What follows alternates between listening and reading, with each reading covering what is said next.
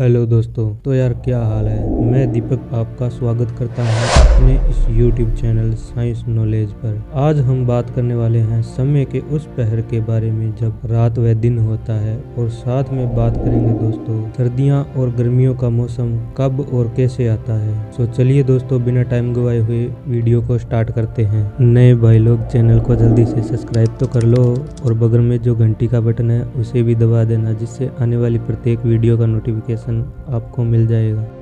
सबसे पहले बात करते हैं दिन और रात कैसे होता है।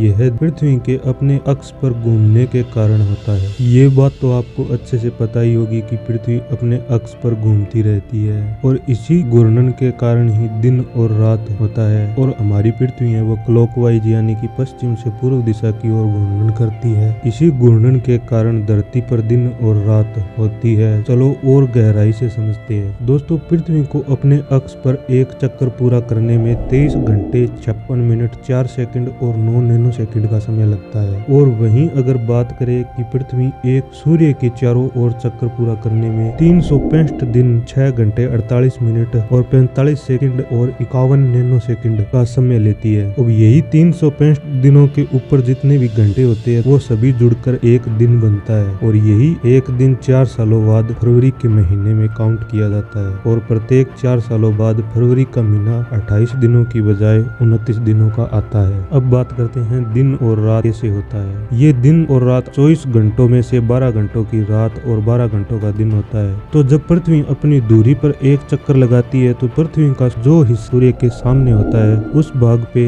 उजाला होगा यानी कि दिन होगा, और जो सूर्य की रोशनी से वंचित रह जाएगा उधर रात होगी। अब बात करते हैं अपने सेकंड टॉपिक पर कि गर्मियां और सर्दियां कैसे आती है। मैं आशा करता हूं आपने पिछली वीडियो में अक्षांश और देशांतर को अच्छे से जान लिया होगा। अगर आपने वो वीडियो नहीं देखी है तो नीचे डिस्क्रिप्शन में लिंक है, पहले उस वीडियो को देखें, फिर आपको यह वीडियो अच्छे से समझ में आ जाएगा। हमने पिछली वीडियो में जाना था कि 0 डिग्री अक्षांश रेखा को भूमध्य रेखा और 23.5 डिग्री उत्तरी अक्षांश रेखा को कर्क रेखा और 23.5 डिग्री दक्षिणी अक्षांश रेखा को मकर रेखा कहते हैं। साथ में 0 डिग्री देशांतर रेखा को ग्रीनविच रेखा बोला जाता है। अब चलो अच्छे से स्टेप बाय स्टेप समझते हैं। पहले हम स्टार्ट करते हैं 0 डिग्री अक्षांश रेखा यानी कि भूमध्य रेखा से। जब सूर्य दोस्तों भूमध्य रेखा पर सीधा चमकता है तो भूमध्य रेखा पर तापमान उच्च होगा और कर्क रेखा और मकर रेखा पर सूर्य की किरणें तिरछी पड़ती है, जिसके कारण कर्क रेखा और मकर रेखा पर तापमान सामान्य होगा। लेकिन जब सूर्य कर्क रेखा पर सीधा चमकता है तो कर्क रेखा पर तापमान ज्यादा होगा। जैसा कि पिछली वीडियो में आपने जाना था कि 0 डिग्री अक्षांश यानी कि भूमध्य रेखा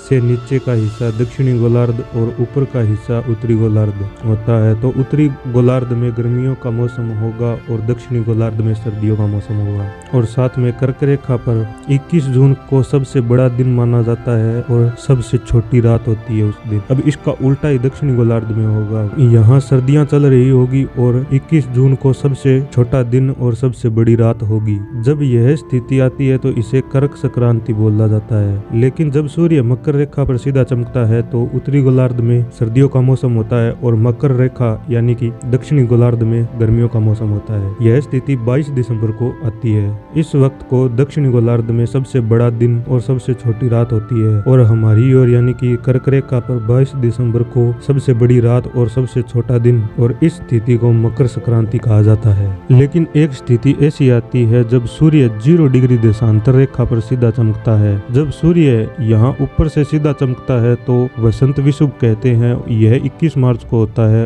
और जब सूर्य नीचे से यानी कि यहाँ से सीधा चमकता है तो शरद विषुव कहते हैं। यह 23 दिसंबर को होता है। इन दोनों ही स्थितियों में पूरे विश्व में दिन और रात की अवधि बराबर होती है, यानी कि दिन और रात समान होती है। इस स्थिति की सबसे बड़ी वजह यही है कि हमारी पृथ्वी अपने अक्ष से सूर्य की ओर झुकाव का कोण लगभग 23.5 डिग्री है। इसी अक्षांशीय झुकाव के कारण ही सूर्य वर्ष भर विभिन्न कोणों पर विभिन्न अक्षांशीय देशांतर पर चमकता है। तो दोस्तों, आज की वीडियो में बस इतना ही। आशा करता हूँ आपको समझ में आया होगा। अगर समझ में आया है तो वीडियो को लाइक करना, अपने दोस्तों के साथ शेयर करना और साथ में कमेंट करके बताना वीडियो कैसी लगी। अगर ऐसी साइंस से रिलेटेड वीडियो आप रोज देखना चाहते हैं तो हमारे इस YouTube चैनल को सब्सक्राइब करें। धन्यवाद। मिलते हैं नेक्स्ट वीडियो में, तब तक के लिए बाय।